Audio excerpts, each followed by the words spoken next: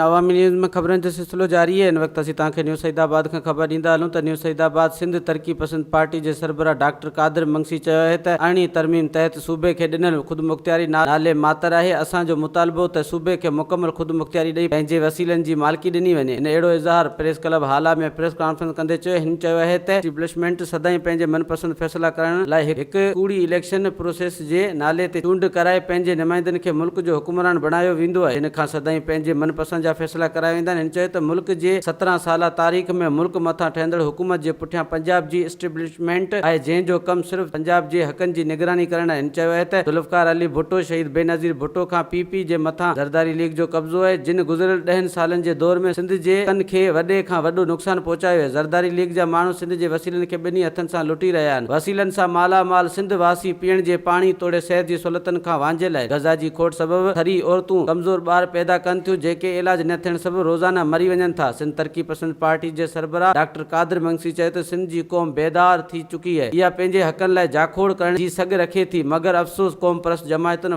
वण काठी तोड़े पंहिंजे मुफ़ाद करे हिन इज्तिमाही शऊर खे हिकु हंधि गॾु करण में नाकाम वयूं आहिनि। क़ौम परस्त जमायतूं 5 साल पीपी हुकूमत ख़िलाफ़ वावेला करण बावजूदि इलेक्शन जे टाइम ते सिंध जे शऊर खे वोट में तब्दील करण बजाए क़ौम परस्तनि पंहिंजे मुफ़ाद वारा फ़ैसिला करे सिंध जे वोटर जी ताक़त खे ज़ाया करे छॾी आहे। वधीक ख़बरनि ऐं तफ़सील लाइ विज़िट कयो अवामी news Facebook page, YouTube page ऐं अवामी न्यूज़ वेबसाइट।